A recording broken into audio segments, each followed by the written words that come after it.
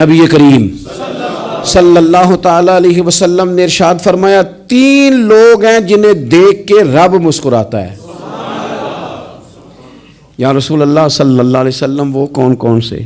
تو محبوب فرمانے لگے ایک وہ بندہ ساری مخلوق سوئی ہے، آدھی رات ہے، رات کا پچھلا پہر ہے، اس نے اٹھ کے وضو کر لیا، مصلی پہ کھڑا ہو گیا خدا کی یاد میں، فرمایا اسے دیکھ کے رب مسکراتا ہے جو اس کی شان کے لائق ہے۔ مسکراتا ہے اللہ۔ یہ تو سونے کا ٹائم تھا، یہ تو گہری نیند آنے کا وقت تھا، رات کا پچھلا پہر۔ رات پوے تے بے درداں نو نیند پیاری آوے تے درد منداں نو یاد سجن دی ستیاں وی آن جگاوے۔ اور ساون کی کالی راتوں میں جب بوندا باندی ہوتی ہے، وہ راتوں کو اٹھ اٹھ روتے ہیں جب خلقت ساری سوتی ہے۔ اللہ مسکراتا ہے۔ اور سننا میرے بھائی، میرے نبی پاک صلی اللہ تعالی علیہ وسلم فرماتے ہیں جب مسلمان نماز کے لیے صفیں بناتے ہیں نا، ترتیب لگ رہی ہوتی ہے، اب اللہ کی بارگاہ میں کھڑے ہوں گے، قیام کریں گے، رکوع کریں گے، سجود کریں گے، فرمایا جب مومن صفیں بناتے ہیں تو رب دیکھ کے مسکراتا ہے، مسکراتا ہے۔ کمال ہو گئے عروج بندگی کا، جب بندے کو دیکھ کے رب مسکرائے۔ خدا بندے سے خود پوچھے بتا تیری رضا کیا ہے، مسکراتا ہے۔ اور میرے نبی پاک علیہ السلام فرماتے ہیں جب مجاہد جہاد کے لیے صفیں سیدھی کرتے ہیں، آج تو یہ رب کے نام پہ مرنے ہی آ گئے، یہ صفوں میں کھڑے ہوں گے، ترتیب سے لڑیں گے، ترتیب سے گلا کاٹیں گے کافروں کا یا شہادت لیں گے۔ فرمایا جب جہاد کے لوگ صفیں بناتے ہیں تو رب انہیں دیکھ کے مسکراتا ہے۔ کتنے نصیبوں والا وہ بندہ ہے جسے دیکھ کے مسکرا دیا۔ او یار کبھی تیرا بیٹا تیرے سامنے مسکرائے نا چھوٹا تو تیرا دل باغ باغ ہو جاتا ہے۔ تیری ماں بیمار کسی ایک دن صحیح طرح ہنس پڑے تو طبیعت خوش ہو جاتی۔ مجھے بتاؤ نا جس کا رب بھی اسے دیکھ کے ہنس پڑے، جو اس کی شان کے لائق ہے، کیا اس بندے کے نصیبیں ہیں، کیا اس کے مقدر ہیں۔ آپ اس مقام پر اپنے آپ کو لائیں۔ اب دیکھیں نا، یہ حدیث آپ نے سن لی، اب ہم نے نا اس طرح صفحے نہیں بنانے جس طرح ساری دنیا، اب ذرا صفحے بھی شوق سے بنائیں گے، اب ذرا تھوڑا سا شوق پیدا کریں گے۔ بھئی یہ تو میں وہ کام کرنے لگا ہوں جسے دیکھ کے رب مسکراتا ہے۔ نبی پاک صلی اللہ علیہ وسلم نے فرمایا جب کوئی بندہ توبہ کرتا ہے نا، ہم توبہ کا رٹا لگاتے ہیں، یا اللہ میری توبہ، یا اللہ۔ اور توبہ کا تو مطلب یہ ہے کہ پچھلے گناہوں سے پکی توبہ، آج کے بعد یہ غلطی نہ کرنے کا پکا وعدہ۔ تو نے ساری شب برات رو کے گزاری ہے، بتا سویرے جھوٹ جوڑنے کا ارادہ ہے تیرا؟ آج کے بعد رشوت تو نہیں نہ لے گا، ملاوٹ تو نہیں نہ کرے گا، یہ توبہ ہے۔ اور اگر سارے کام اسی طرح کرنے تو پھر یہ توبہ کا رٹا ہے، جتنا مرضی لگاؤ۔ حضرت علی بن ربیعہ رضی اللہ تعالیٰ عنہ فرماتے ہیں میں مولا علی کے ساتھ تھا، مقام حرہ کی طرف جا رہے تھے، حضرت علی نے ہاتھ اٹھا کے دعا مانگی ہماری تعلیم کے لیے، ورنہ حضرت علی ہم صحابہ کو محفوظ عن الخطا تو مانتے ہیں نا۔ ہاتھ اٹھا کے کہا اے اللہ ہمارے گناہ بخش دے، تیرے علاوہ کوئی معاف کرنے والا نہیں۔ اور پھر حضرت علی آسمان کی طرف دیکھا اور دیکھ کے نا حضرت علی بن ربیعہ کو تو مسکرائے۔ حضرت علی بن ربیعہ کہنے لگے حضور مسکرائے کیوں ہو؟ فرمانے لگے ایک دن میں حضور کے ساتھ اسی طرح آیا تھا، اسی طرح حضور نے دعا فرمائی تھی ہماری تعلیم کے لیے، اور پھر حضور مجھے دیکھ کے مسکرائے تھے اور فرمایا جب کوئی بندہ رب کی بارگاہ میں اس طرح استغفار کرتا ہے تو رب مسکراتا ہے، اور مسکرا کے فرماتا دیکھ لو میرے بندوں کو پتا ہے کہ میرے علاوہ معاف کرنے والا کوئی نہیں، انہیں پتا ہے۔ تم اس کی بارگاہ میں رجوع تو لاؤ، آؤ تو صحیح دو آنسو لے کر۔ اقبال کہتے ہیں کہ موتی سمجھ کے شان کریمی نے چن لیا، قطرے دو گرے میرے ار کے انفال کے، دو میں نے آنسو بہائے تھے تو اس کے کرم نے تو موتی سمجھ کے چن لیے۔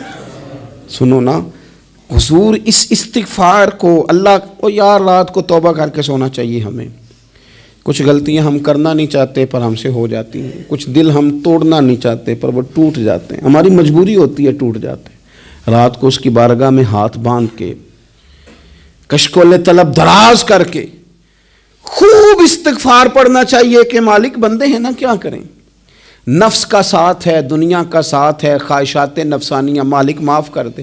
درد سے توبہ، رسم نہ ہو، کہانی نہ ہو، لفظ نہ ہو، جملے نہ ہو، اور جناب ایسے لوگوں کے بیچ بڑے ہاتھ باندھ کے اور بڑا کوئی ضرورت نہیں، آپ اکیلے اپنی چارپائی پہ بستر کے اندر منہ دے کے بھی درد سے کہیں گے نا معاف کر دے تو وہ تو مہربانی بڑا ہے۔ میرے نبی پاک صلی اللہ علیہ وسلم مثال دیتے ہیں، فرمایا ایک آدمی صحرا میں جا رہا، صحابہ سے حضور خطاب کر رہے ہیں، فرمایا ایک آدمی صحرا میں جا رہا تھا، اس نے اپنی اونٹنی پہ کھانا پانی پیسے ہر چیز رکھی ہوئی تھی، صحرا تھا بہت بڑا، درمیان صحرا کے گیا تو تھوڑا سا سستانے کے لیے آرام کرنے کے لیے اونٹنی سے نیچے اترا، اب اس نے اونٹنی کی لگام اونٹنی کی نکیل اپنے سرہانے کے نیچے رکھی، ہاتھ کے ساتھ پکڑی اور سو گیا۔ تھوڑی ہی دیر کے بعد جب اس کی آنکھ کھلی تو دیکھا اونٹنی غائب ہے۔ صحرا میں وہ پیدل نہ آگے جا سکتا ہے نہ پیچھے جا سکتا ہے، نہ دائیں نہ بائیں، کھانے کو روٹی نہیں، پینے کو پانی کا قطرہ نہیں، تھوڑا ادھر بھاگا ادھر بھاگا، تھک گیا۔ کریم محبوب فرماتے ہیں وہ پوری طرح نڈھال ہو گیا اور مایوس ہو گیا، معاذ اللہ، مایوس ہو کے دوبارہ اسی جگہ آ کے لیٹ گیا جہاں پہلے لیٹا تھا، انتظار کرنے لگا کہ اب موت ہی آئے گی، آخری وقت ہے، اب نہ میں پیدل یہ صحرا کراس کر سکتا ہوں، نہ پیچھے جا سکتا ہوں، نہ کھانا ہے نہ پانی ہے، سوائے موت کے کوئی سہارا نہیں۔ حضور فرماتے ہیں وہ رستے میں دوبارہ لیٹ گیا، اچانک اس نے رخ بدلا تو اونٹنی سامنے کھڑی تھی۔ حضور نے صحابہ سے پوچھا بتاؤ نا اسے بھلا کتنی کو خوشی ہوگی؟ یا رسول اللہ جسے نئی زندگی مل گئی ہے۔ آپ دیکھیں نا سارے ڈاکٹروں نے کہہ دیا کہ اس کے تو گردے معدہ جگر ہر چیز ختم ہے، گھر لے جاؤ خدمت کرو، ہر طرف پریشانی ہے۔ وہ بندہ بھی سمجھ گیا ہے کہ آخری وقت آ گیا، کل جاؤں پرسوں جاؤں، تیاری ہو گئی، سب لوگ آ گئے، باہر والے بھی آ گئے، یہ ماحول ایک عجیب رنگ اختیار کر گیا۔ اچانک ایک ڈاکٹر نے آ کے کہا نہیں نہیں غلطی لگ گئی تھی۔ مجھے بتائیے انداز کیا ہوتا ہے؟ بغیر دوائی کے بندہ اٹھ کے کھڑا نہیں ہو جاتا، او میں تو بچ گیا ہوں۔ نبی پاک صلی اللہ علیہ وسلم فرمانے لگے اس کی اونٹنی مل گئی، بتاؤ بھلا اسے کتنی خوشی ہوگی؟ یا رسول اللہ وہ تو دوبارہ دنیا میں آ گیا۔ حضور فرمانے لگے اسے کچھ بھی خوشی نہیں ہوئی۔ جب کوئی رب کا گناہ گار بندہ آ کے توبہ کرتا ہے، رب کو اس سے کئی گنا زیادہ خوشی ہوتی ہے۔ میرا بندہ آ گیا ہے، میرا بندہ آ گیا ہے، میرے گھر آ گیا۔ اس نے آنسو بہائے ہیں، اس نے کہا اللہ میں تیرا ہی ہوں، تیرا ہی رزق کھاتا ہوں، تیری ہی زمین پہ رہتا ہوں، تیرے نام سے میری سانسیں چلتی ہیں۔ وہ آ گیا۔ فرمایا اس اونٹنی والے سے زیادہ رب کو خوشی ہوتی ہے جب گناہ گار آ کے توبہ کرتا ہے۔ گناہ گاروں کے آنسو اس کی بارگاہ میں بڑے مقبول ہیں، لیکن ہم رسم ادا کرتے ہیں، توبہ نہیں کرتے۔ ہم اپنے آپ کے ساتھ دھوکہ کرتے ہیں، جھوٹ بولتے ہیں۔ ہم بندہ کوئی ناراض ہو جائے تو ہمیں کوئی نہیں نیند آتی، اس کے گھر چلے جاتے ہیں۔ ہم اپنے سارے رشتوں کو تعلقات کو مینٹین کر کے رکھنے کے عادی ہیں۔ ہمیں پتہ ہے کہ وہاں میں نہیں جا سکا تو بیٹا بھیجتا ہوں، فلاں شادی پہ میں نہیں جا سکا تو بھتیجا بھیجتا ہوں، بھائی بھیجتا ہوں۔ ہر تعلق کا ہم نے خیال رکھا کوئی روٹھ نہ جائے، لیکن کمال ہے نا یہ نہیں سوچا کہ اگر رب روٹھ گیا تو جب وہ روٹھ جائے نا تو سارے رشتے بھی بندے کے پاس موجود ہوں تو کوئی کارآمد نہیں ہوتا، پھر کروڑوں روپیہ جیب میں ہوں تو ڈاکٹروں کی دوائیاں اثر نہیں کرتی۔ وہ روٹھ جائے تو پھر انسان اس طرح سے پھسلتا ہے کہ بڑے بڑے اس کے پاس دروازے ہوتے ہیں پر کسی جگہ اس کا ہاتھ نہیں لگتا۔ خدا را خیال کریں، دنیا روٹتی ہے تو روٹھ جائے، رب رسول ناراض نہ ہونے پائیں، اس کا خیال کریں۔ حضور فرماتے ہیں وہ مسکراتا ہے، اسے خوشی ہوتی ہے جب کوئی اس کا بندہ اس کی طرف رجوع کرتا ہے۔ میرے عزیزو، رسول پاک صلی اللہ تعالی علیہ وسلم نے ان لوگوں کے تذکرے کیے جنہیں دیکھ کے رب مسکراتا ہے۔ ہم نا گناہ گاروں پر بھی فتویٰ دینے میں جلدی کرتے ہیں اور نیکی پر بشارت دینے میں بھی جلدی کرتے ہیں، حالانکہ یہ ہماری ذمہ داری نہیں۔ پتہ نہیں اللہ تعالیٰ کس کو کب توفیق توبہ دے کے اپنے قریب کر لے، لیکن بڑی جلدی ہے، بڑی جلدی فتویٰ دینے میں۔ اور یہ فتویٰ صرف مفتیوں کا نہیں رہ گیا، یہ میری طرح کے آپ کی طرح کے ڈھیروں لوگ ہیں جنہوں نے جیبوں میں فتوے ڈالے ہوئے۔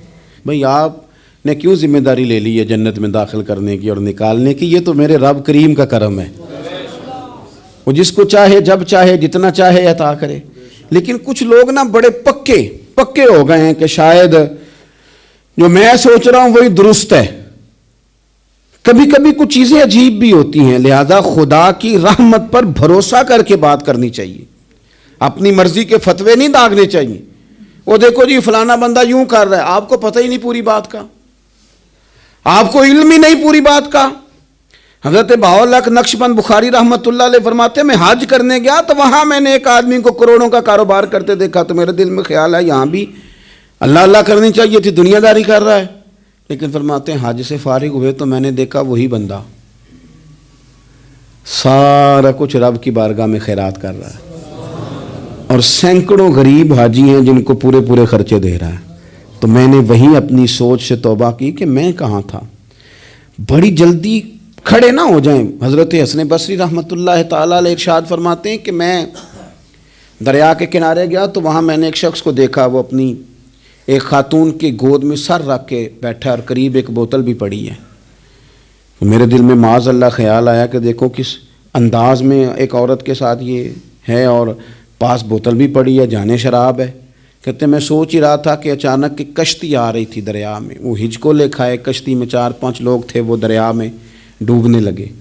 وہ آدمی تیزی سے اٹھا، دریا میں چھلانگ لگائی، پہلے ایک کو نکالا، پھر دوسرا نکالا، پھر تیسرا نکالا، ایک بندہ رہ گیا۔ کہنے لگا حضور مجھے تو آپ نے گناہگار سمجھا ہے، میں تو بڑے غلط انداز میں یہاں بیٹھا ہوں، آپ نے جو سوچا، چلیں یہ چوتھا بندہ آپ نکالنا ہے، کرے نا یہ کام، کرے نا یہ کام۔ بڑے بھولے بھالے، بڑے اللہ والے، ریاض آپ کو بس ہم ہی جانتے ہیں، اتنی جلدی فتویٰ۔ حضرت حسن بصری فرماتے ہیں میں پشیمان ہوا، میں نے کہا مجھے تیرنا نہیں آتا، تو دیر نہ کر، چوتھا ڈوب نہ جائے۔ کرتے اس نے چھلانگ لگائی، چوتھا بھی نکال لایا، اور کہنے لگا حضرت آپ نے جلدی کی سوچنے میں، یہ بی بی میری ماں ہے اور یہ سرکے کی بوتل ہے۔ ہم ماں بیٹے کا یہ مشغلہ ہے کہ یہ وہ جگہ ہے جہاں آ کے لوگ مسافر اترتے ہیں، اور یہاں سے کسی کا گھر 100 میل ہے، کسی کا 200 میل ہے۔ ہم صبح سرکہ، کھجوریں، روٹیاں لے کے یہاں آتے ہیں، مسافروں کی نوکری کرتے ہیں، کوئی پریشان ہو تو مدد کرتے ہیں۔ حضرت خواجہ حسن بصری فرماتے ہیں میں نے معافی مانگی، ان سے بھی مانگی، رب سے بھی مانگی۔ انہوں نے مانگ لی نا بزرگ تھے، پر ہم کو نہیں تیار مانگنے کو۔ ہم ہر وقت بدگمانیاں، وہ فلانا فلانے جرم کرتا تھا، میں اسے اب کیسے نیک مان لوں؟ بھئی اب وہ نمازی ہے، خدا کے گھر آتا جاتا ہے، اب اللہ کی بارگاہ میں حاضر ہوتا ہے، جب رب نے معاف کر دیا تو بھی سوچ بدل جا۔ سنیں حضور کیا فرماتے ہیں۔ نبی پاک صاحب العلاق صلی اللہ تعالی علیہ وسلم فرماتے ہیں، مسند امام احمد بن حنبل دیکھیے، فرمایا رب اس وقت بڑا ہی مسکرائے گا جب قاتل بھی جنت میں جائے گا، مقتول بھی جنت میں جائے گا۔ یا رسول اللہ مقتول تو گیا، یہ قاتل کیسے چلا گیا؟ حضور فرماتے ہیں جائے گا، اور جائے گا اور رب مسکرائے گا، جو اس کی شان کے لائق ہے۔ یا رسول اللہ کس طرح؟ تو نبی پاک صلی اللہ علیہ وسلم فرمانے لگے اس نے ایک مومن کو قتل کیا تھا، وہ شہید ہو کے جنت میں چلا گیا، اب اللہ نے بعد میں اسے توبہ کی توفیق دے دی۔ پہلے اس نے کلمہ پڑھا، پھر یہ میدان میں اترا، کافروں سے لڑا، یہ شہید ہوا، رب نے اسے بھی جنت دے دی۔ قاتل بھی جنت میں، مقتول بھی جنت میں، اور بات اتنی انوکھی ہے کہ رب دیکھ کے مسکرا رہا ہے، جو اس کی شان کے لائق ہے۔ ہم جلدی میں ہیں، ہم انتظار نہیں کر رہے کہ شاید توبہ کر جائے، ہم انتظار نہیں کر رہے، لیکن میرے عزیز اتنی جلدی نہ کریں۔ سوچوں کا صاف ہونا، ذہنوں کا پاک ہونا، اور لوگوں کے بارے میں گمان کا اچھا ہونا۔ آپ کسی نفسیات کے ڈاکٹر کے پاس چلے جائیں، اسے کہیں ٹینشن بڑی ہے، میں ان کے مضامین پڑھتا رہتا ہوں، وہ سب سے پہلا سبق آپ کو یہ پڑھائیں گے کہ اچھا سوچا کریں۔ اچھا سوچنے سے بندہ تندرست رہتا ہے۔ کس سے بندہ تندرست رہتا ہے؟ ہیں جی واقعی، یعنی اس والے پڑوسی کے بارے میں بھی اچھا سوچنا ہے، گھر میں اس والے کے بارے میں بھی، چھوٹے بھائی کے بارے میں بھی اچھا سوچنا ہے، اور بڑے کے بارے میں بھی اچھا ہی سوچنا ہے۔ یعنی اپنی برادری قبیلے کے بارے میں بھی اچھا سوچیں، جو قبیلے کا نہیں اس کے بارے میں بھی چلیں تھوڑا سا اچھا سوچ لیں۔ اپنے بارے میں تو اچھا سوچا ہے بڑا، میں کہتا ہوں کہ ہم اپنی غلطیوں سمیت اپنے آپ سے بڑا پیار کرتے ہیں، اور دوسرے کی ایک غلطی نظر آ جائے تو ہمیں گھن آنے لگ جاتی ہے۔ آپ جلدی نہ کریں، مالک نے موقع دیا ہے بندوں کو، نہ وہ کسی کا رزق چھین رہا ہے نہ سانسیں چھین رہا ہے، وہ اپنی زمین پہ چلنے بھی دے رہا ہے، رہنے بھی دے رہا ہے۔ تو جب اس نے موقع دیا ہے آپ بھی تھوڑا موقع دیں، اللہ بڑا کریم ہے، دروازے کھولے گا، اس کے بندے اس کی بارگاہ تک پہنچیں گے۔ بدگمانیاں اور پھر بدگمانیوں کا عروج اور اس لیول تک جا کے بات کر دینے کا جہاں سے خوف آئے کہ یار یہ بات نہیں کرنی چاہیے تھی۔ رسول کائنات سرور دو عالم صلی اللہ تعالی علیہ وسلم فرماتے ہیں کہ اللہ مسکراتا ہے۔ دیکھو ہمارے ہاں نا ایک اور بھی مسئلہ بن گیا ہے، میں نے کچھ لوگوں کو نا پکا، میرے پیارے ہیں، محبت ہے مجھے، تو میں چونکہ آپ میری کلاس ہیں، میں مشاہداتی اور تجرباتی باتیں بھی کر لیتا ہوں، اسی کی روشنی میں کئی دفعہ گفتگو بھی تیار کرتا ہوں۔ کچھ لوگوں نے نا پکا ذہن بنا لیا یہ کہنے کا کہ ہاتھ بڑا تنگ ہے، پکا، آپ جس وقت پوچھ لیں ان کا ہاتھ اور بڑا ہی زیادہ تنگ ہے۔ آپ یقین کریں بہن کا جو خاوند ہے وہ کہہ رہا ہے جا حصہ لے کے آ، تیرے بھائیوں کی کمائی تو نہیں، تیرے ابا کی ہے، لے کے آ۔ وہ بیچاری اس کی منتیں کر رہی ہے، کہتی ہے اگر جاؤں گی نا تو وہ کہیں گے حصہ لے جا، آج کے بعد ہمارے گھر نہ آنا، میرا دروازہ نہ بند کرو، مہربانی کرو۔ اور بھائی سے بات کرتی ہے تو کہتا ہے ہاتھ ہی بڑا تنگ ہے، جب ٹھیک ہوگا تو دے دوں گا۔ نہ کریں یہ ظلم، ہمارے اپنے تڑپتے رہتے ہیں اور ہماری دولتیں اندر پڑی رہتی ہیں، ہمارے اپنے چھوٹی چھوٹی ضروریات کے لیے پریشان ہوتے ہیں، لیکن ہم بڑے بڑے بہانے ہیں ہمارے پاس، کہتے ہیں یہ نکما ہے، یہ نکھٹو ہے، یہ کام نہیں کرتا، اس میں فلانا ہے، بے فلانا ہے، بلہذا میں نے نہیں ساتھ چلنا۔ اظہار جب آپ کے اندر پیدا ہوتا ہے نا، اظہار جب کسی کے لیے آپ حساس ہوتے ہیں تو آپ کو بھی سرور حاصل ہوتا ہے۔ نہ کریں یہ کام کہ آپ کو اللہ نے وسعت دی ہے اور ہر وقت آپ ہاتھ تانگ ہونے کا رونا رو رہے ہیں، ہر وقت آپ یہ کہہ رہے ہیں میں بڑی آزمائش میں ہوں، جب خدا نے آپ پہ نہیں ڈالی تو اتنے جھوٹ بولنا صرف اس لیے کہ میرے پیسے بچ جائیں، صرف اس لیے کہانی سنانا کہ حالات میرے بڑے خراب ہیں کہ کوئی بندہ میرے سے کوئی تھوڑا بہت قرض نہ مانگ لے۔ سنو، نبی پاک صلی اللہ علیہ وسلم کے پاس مہمان آ گیا، بخاری مسلم ہے، حضور نے ازواج مطہرات کے گھروں میں پیغام بھیجا کچھ چیز ہے ضیافت کے لیے، یا رسول اللہ کچھ بھی نہیں، یہ دو جہاں کے شاہ ہیں اور پاس کچھ رکھتے نہیں، دو جہاں کی نعمتیں ہیں ان کے خالی ہاتھ میں، یا رسول اللہ کوئی چیز بھی نہیں۔ حضور نے صحابہ کے مجمع پہ نظر ڈالی، یا رسول اللہ صلی اللہ علیہ وسلم حکم ہو، تو حضور فرمانے لگے تم میں سے کوئی بندہ ہے جو اسے گھر لے جائے روٹی کھلائے۔ ایک صحابی اٹھے فوراً، حضور میں لے کے جاتا ہوں کھانا کھلاتا ہوں، فرماتے ہیں میرے گھر میں صرف بچوں کا کھانا تھا، یہ نہیں کہ فریزر بھرا ہوا ہے نعمتوں سے، صرف بچوں کا کھانا، یہ نہیں کہ کسی کو دیکھ کے اپنی ہنڈیا پہ برتن دے لیا، صرف بچوں کا کھانا۔ کہتے ہیں گھر گیا، بیوی سے کہا کیا کیفیت ہے، کہنے لگی بچوں کی روٹی ہے۔ میں نے کہا بچے سلا دے، صبح ناشتہ کر لیں گے۔ تو کہنے لگی آپ کیا کھائیں گے؟ تو میں نے کہا نہ میں کھاؤں گا نہ تو کھائے گی، مہمان جو نبی پاک کا ہے۔ کہا اچھا، اب ذرا تجویز دیکھو میاں بیوی کی سوجھی آپس میں۔ کہتے ہیں کھانا لگا دینا، کیونکہ ایک آدھ بندے کا کھانا ہے۔ اپنی غربتوں کا ہر جگہ اظہار کرنا، رونا رونا، یہ دیکھو غربت کیسے چھپائی جا رہی۔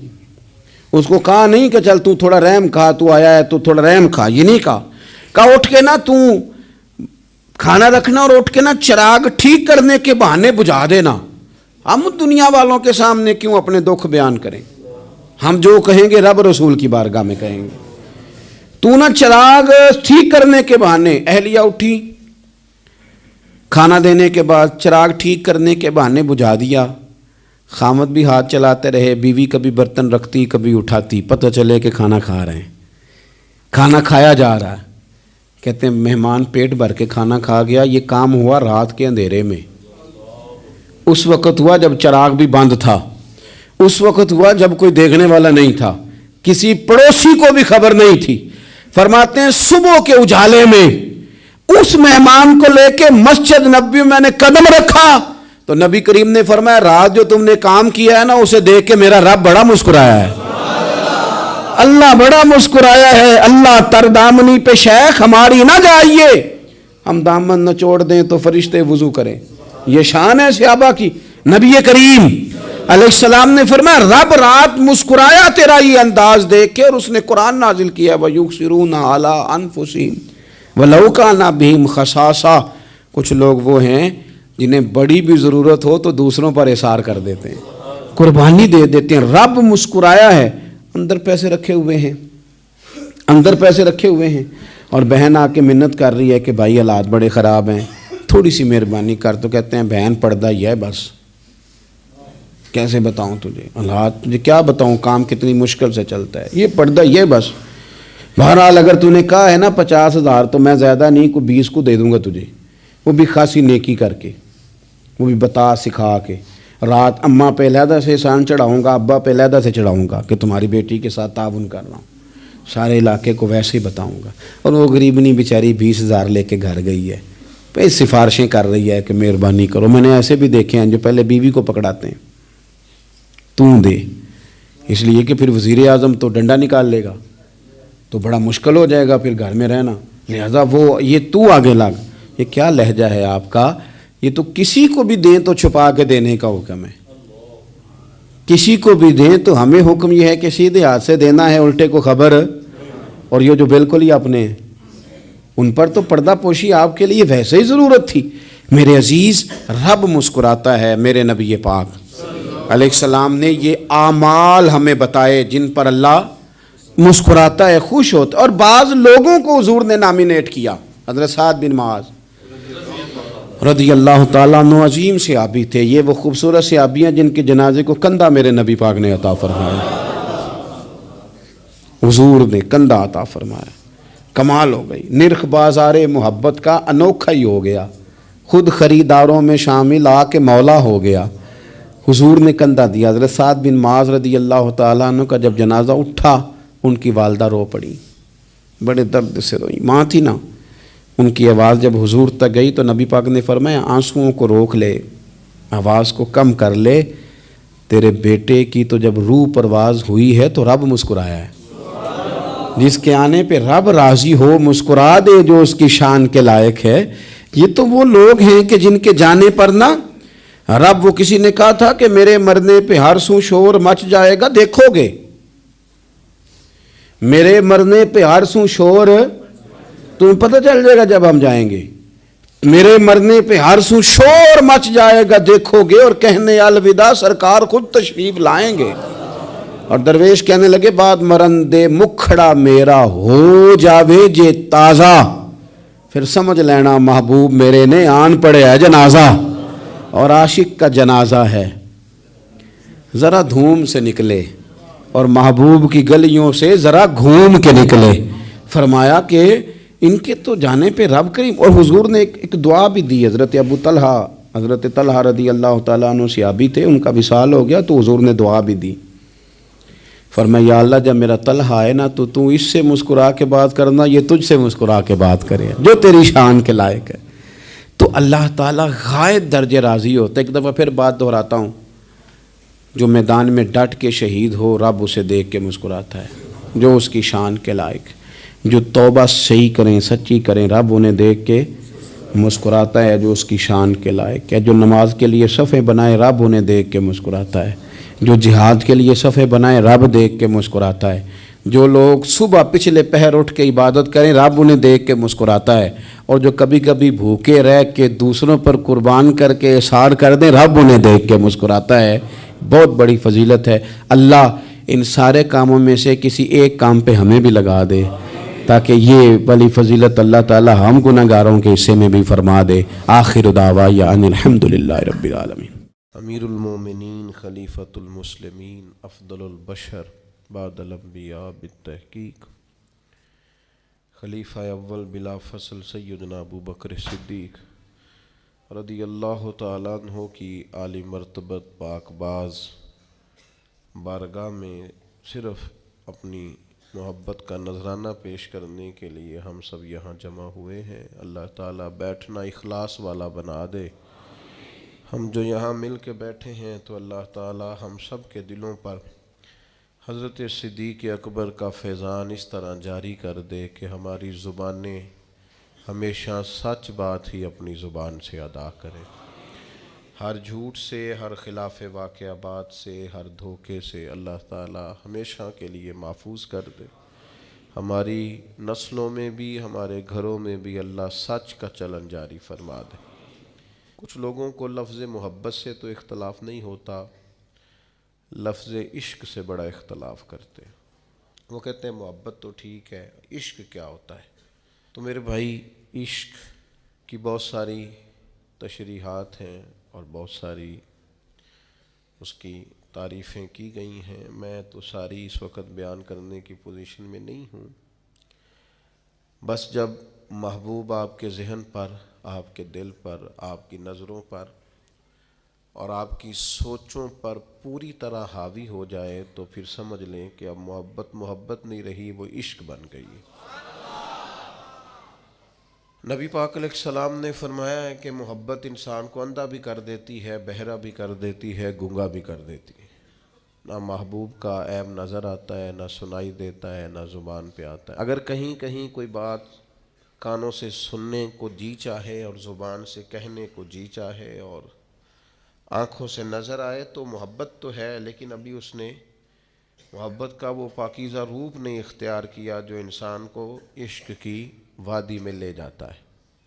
محبوب اور محب میں دو ذاتیں ہوتی ہیں، ایک محبوب ہوتا ہے اور ایک محب ہوتا ہے، لیکن عشق کے اندر ایک ہی ذات ہوتی ہے، وہ معشوق کی ہوتی ہے، عاشق کی ذات کوئی نہیں ہوتی۔ اگر آپ کی اپنی کوئی ذات ابھی ہے تو ہو سکتا ہے آپ کسی زاویے میں محب کہلا لیں، لیکن اگر آپ کو عاشق کہلانا ہے تو پھر آپ نہیں ہیں، پھر وہی ہے، اسی کا جلوہ ہے، اسی کی بات ہے۔ بس جلوہ تیری ذات کا کو بکو ہے، میں جدھر بھی دیکھتا ہوں ادھر تو ہی تو ہے۔ پھر وہی ہوتا ہے۔ اگر ذاتیں دو ہیں، ابھی آپ کو کہیں نیند بھی آتی ہے، آرام بھی آتا ہے، کہیں آپ کا یہ بھی خیال ہوتا ہے کہ مجھے عزت مل جائے، مجھے پروٹوکول مل جائے، تو ہو سکتا ہے کسی زاویے میں آپ محب ہوں، لیکن عاشق ہر ایک نے ہی سرکار سے پیار کیا ہے، ہر ایک نے ہی محبت کی ہے، اور سب کا انداز نرالا ہے۔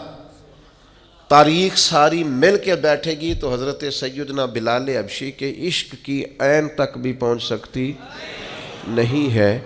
ساری دنیا مل کے بیٹھ جائے، اکٹھا کر لے سارا مواد، پر سیدنا عمار ابن یاسر کی محبت کی میم تک پہنچ سکتے، حضرت سلمان فارسی کی عقیدت کی عین تک پہنچ سکتے نہیں۔ ڈھونڈ کے لا سکتا زمانہ مثال ان غلاموں کی، لیکن اگر ساری دنیا، سارا علم، حکمت، دانائی، تصوف، طریقت، حقیقت، معرفت، ساری دنیا کا ادب، شاعری، ہر قسم کے فنون کو جمع کر کے کوئی محبت کا عنوان لکھنے بیٹھے گی تو اپنے قلم یہ لکھ کے توڑ دیں گے کہ بس اس سے آگے محبت کی تعریف نہیں ہے۔ محبت وہی ہے جو سیدنا ابو بکر صدیق نے نبی پاک سے کر کے دیکھا۔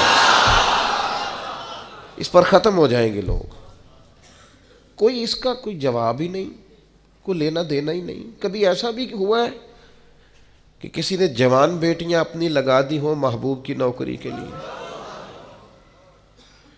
لیکن حضرت صدیق اکبر رضی اللہ تعالیٰ عنہ نے جناب اسماء بنت ابی بکر جوان بیٹیاں، فرمایا پتر تازہ کھانا پکا کے غار ثور پہ پہنچانا ہے۔ اور جناب اسماء کہتے ہیں میرے گھر میں ابو جہل آیا اور اس نے آ کے پوچھا بتا کہاں لے کے گئے ہیں تیرے والد حضور کو؟ فرماتی ہیں جب میں نے حضور کا پتہ نہ بتایا تو میں کوئی معمولی نہیں، سردار کی بیٹی تھی، ہمارے گھر کی طرف کبھی کسی نے جھانکا نہیں تھا، جرت ہی نہیں تھی کسی کی، مالدار باپ کی بیٹی۔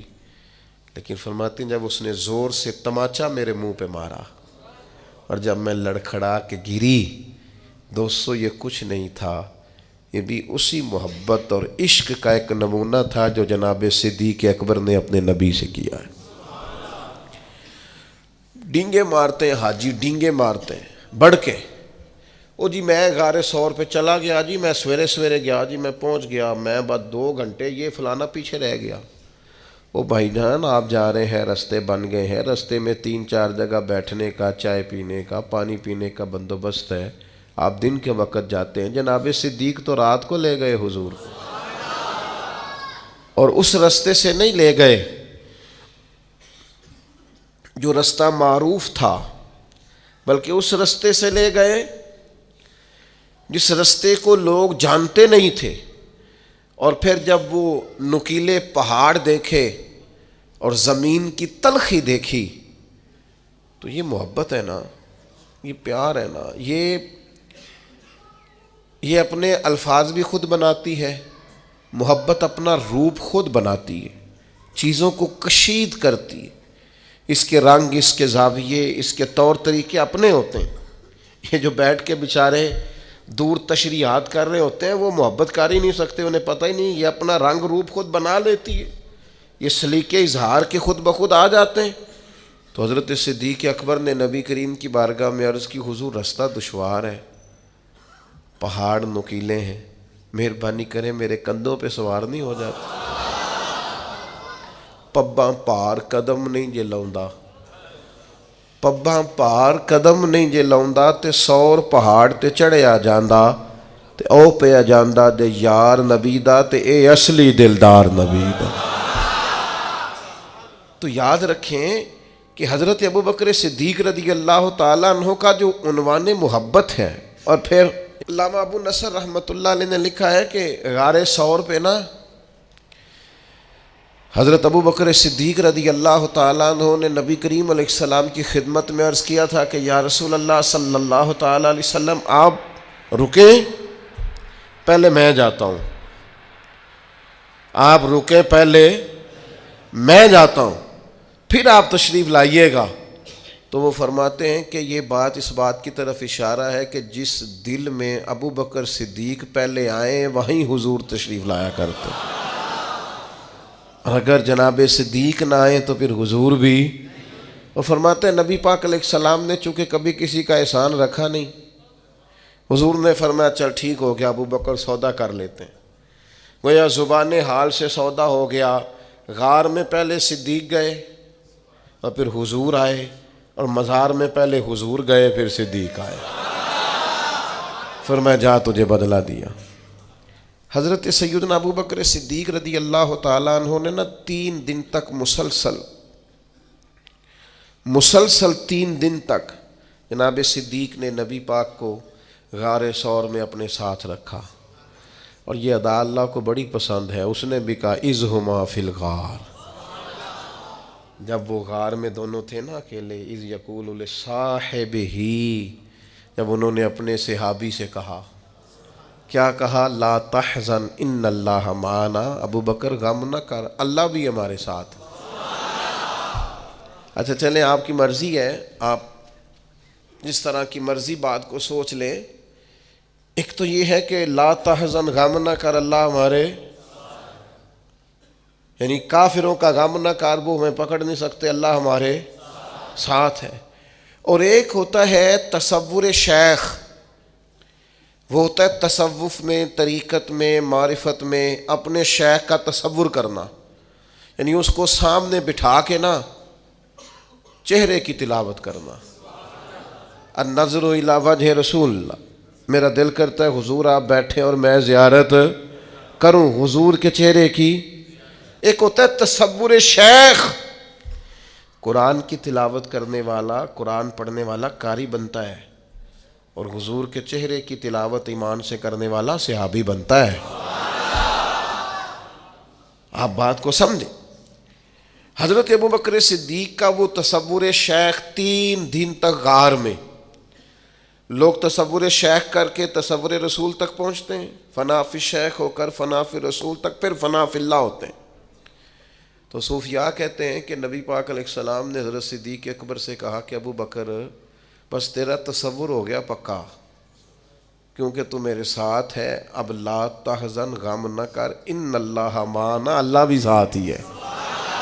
وَإِذَا سَأَلَكَ عِبَادِي أَنِّي فَإِنِّي قریب، اب اللہ بھی بخدا، خدا کا یہی ہے در، نہیں اور کوئی مفر مکر، جو وہاں سے ہو یہیں آ کے ہو، جو یہاں نہیں تو وہاں، اللہ بھی ساتھ ہے۔ حضرت ابوبکر صدیق رضی اللہ تعالیٰ عنہ کی نبی پاک سے جو محبت ہے وہ وارفتگی والی ہے، شوق والی محبت۔ جب پورے طور پر بندے کی آنکھوں پہ غالب نہ ہو تو وہ بہت ساری جگہوں پہ اداکاری بھی کرتی ہے، مجھے جی آپ سے بڑی محبت ہے، اور نہیں یار اجے نہیں، ابھی نہیں، ابھی تھوڑا کچا ہے کام، ابھی تھوڑا ٹائم لگے گا۔ میں کہہ چکا ہوں کہ محبت، محب اور محبوب اس میں ذاتیں اور عشق میں ذات ایک ہی ہوتی ہے، عاشق کی کوئی ذات نہیں ہوتی، ذات تو ساری اس کی ہے جو سامنے۔ اگر اس کی ذات ہے، اس کا پروٹوکول ہے، یہ بھی ہے، اس کا بھی کوئی نام ہے، اس کا بھی کوئی تعارف ہے، اس کا بھی کوئی سٹیٹس ہے، تو پھر یہ عاشق پھر اور کوئی نام رکھ لے اپنا، رکھے، اچھا آدمی، نیک آدمی، صالح آدمی، پرہیزگار آدمی، چلے کون صاحب نے ناراض ہونا ہے، علامہ صاحب رکھ لے بے شک نام، مفتی صاحب رکھ لے، شیخ صاحب رکھ لے، حاجی صاحب رکھ لے، صوفی صاحب رکھ لے، درویش کوئی رکھ لے نام، پھر بڑے نام ہیں۔ میرے عزیز، محبت کو عروج جناب صدیق اکبر نے دیا۔ اب دیکھیں نا، میں نے کہا کہ وہ محبت عنوان بھی قائم کر لیتی ہے، محبت کا رنگ بھی ہو جاتا ہے، محبت صورتیں بھی بنا لیتی ہے، محبت کا اپنا ایک، میں نے نا ایک دفعہ ضمناً تقریر میں ضمناً کہہ دیا برسبیل تذکرہ کہ میری والدہ کروشیے کا سویٹر میرے لیے بناتی، آپ یقین کریں 3 دوست بنا کے لے آئے، کہنے لگے اماں جی نے بنا کے دیتا ہے۔ محبت نا تھوڑا سا رنگ بناتی ہے، محبت کے انداز ہوتے ہیں، محبت کے روپ ہوتے ہیں، محبت اپنا رنگ بناتی، دیوانگی سکھا دیتی ہے۔ یہ جو لوگ بڑے سیانے ہوتے ہیں محبت نہیں کرنا جانتے، عقل مند زیادہ ہوتے ہیں، یہ بیچارے الجھے رہتے ہیں، ساری زندگی وسوسوں کا شکار رہتے ہیں، ساری زندگی غلبہ رہتا ہے ان پر، ساری زندگی یہ بیچارے۔ مجھ سے ایک دفعہ ایک دوست نے پوچھا کہ قبلہ حضور تاج الشریعہ رحمۃ اللہ علیہ جس جگہ بیٹھتے تھے وہاں پیچھے ایک شعر لکھا ہوتا تھا، آپ کو یاد نہیں؟ میں نے کہا نہیں۔ کہنے لگا ہوں جی تو بڑے شعر ہوندے نے۔ میں کیا میں کدی انہاں تو نظر ہٹائی ہوئے تے شعر ہل گئی ہوئے، ویسے بڑے آتے ہیں اللہ کے فضل سے، پر ادھر توجہ ہی نہیں کی، لگتا تھا نظر کی بے ادبی ہے۔ کیسے مثلا محبوب سامنے بیٹھا ہو اور آپ بڑے پریشان ہو تو یہ ویسے ہی تھوڑا عجیب لگتا ہے۔ اپنے اندر یہ جو فتنوں کا دور ہے، آزمائش کا دور ہے، بحث ہی بحث، الجھاؤ ہی الجھاؤ، اس میں نا وہ ہمیں تانا دیتے ہیں، بعض لوگ کہتے ہیں صوفیاء محبت کے ٹیکے لگاتے ہیں۔ میں کیا انتے سی بوتلاں شروع کر لیں نے، اب تو بات آگے نکل گئی ہے، اب تو معاملہ کہتے ہیں ٹیکے لگاتے ہیں، بندے مست ہو جاتے ہیں۔ تو میں نے کہا یہ بالکل ایسے ہی ہے، جڑے عشق تیرے نے چور کیتے، تیرے نینا مست مخمور کیتے، اونا ہی تے دل دنیا تو دور کیتے، اونا نو بھول گیا تیرا میرا ہے۔ تو میرے عزیز آپ یہ انداز دیکھیے ذرا، نبی پاک علیہ السلام کو جناب صدیق اکبر لے کے جا رہے ہیں مکہ شریف سے مدینہ طیبہ، اب حضور کے ساتھ سفر ہو رہا ہے اور سارے انتظامات کیے ہیں، رستہ بھی وہ نہیں اختیار کیا جو روٹین میں جاتا تھا مدینہ، ایک بندہ بھی ساتھ لیا جو نئے رستے کا شناسا تھا، سارے بندوبست کیے، لیکن پھر بھی حال یہ ہے کبھی حضور کے آگے ہو جاتے، کبھی سرکار کے پیچھے ہو جاتے، کبھی دائیں ہو جاتے، کبھی بائیں ہو جاتے، چاروں جانب شمع کے پروانے کی طرح جناب صدیق گھومتے۔ تو نبی پاک علیہ السلام نے فرمایا کہ ابو بکر یہ کیا ہے؟ تو عرض کی حضور چونکہ سارے لوگ دشمن ہیں اور پیچھا کر رہے ہیں اور طاق میں لگے ہوئے ہیں، تو حضور مجھے نہ کسی وقت خیال آتا ہے کہ وہ اس طرف سے آگے سے جو پہاڑ ہے وہاں سے کوئی تیر، کوئی تلوار، کوئی نیزہ نہ آ جائے، دوڑ کے آگے ہو جاتا ہوں۔ پھر خیال آتا ہے کہ نہیں پیچھے سے بھی تو جگہ بنی ہوئی ہے، دوڑ کے پیچھے ہو جاتا ہوں۔ پھر خیال آتا ہے ادھر سے نہ کوئی آ جائے تو میں ادھر ہو جاتا ہوں۔ پھر خیال آتا ہے ادھر سے نہ کوئی آ جائے ادھر۔ حضور وہ جیسے جدھر گمان جاتا ہے میں دوڑ کے، محبت کے روپ ہے نا سارے، انداز ہے نا سارے۔ اور پھر چونکہ 3 دن مسلسل سرکار کو اپنے پاس رکھا، پھر جب مدینہ منورہ پہنچے تو حضرت صدیق اکبر وہ مشکات نبوت کا عکس ایسا پڑا، کیفیات کچھ اس طرح کی بنی کہ جب حضور کو لے کے مدینہ شریف پہنچے تو بہت سارے لوگوں نے سرکار کو چونکہ پہلے دیکھا نہیں تھا، کچھ حضور کے ہاتھ چوم کے بیٹھ جاتے، کچھ خالی جناب صدیق کے ہاتھ چوم کے بیٹھ جاتے۔ یہ تو خیر بخاری میں موجود ہے۔ کچھ حضرت صدیق کی دستبوسی، دیکھا نہیں تھا نا حضور کو، دیکھا نہیں تھا، یہ زبان ہے علماء کی۔ اور صوفیاء کہتے ہیں کہ وہ مشکات نبوت کا عکس ایسا پڑا تھا کہ تو من شدی من تو شدم،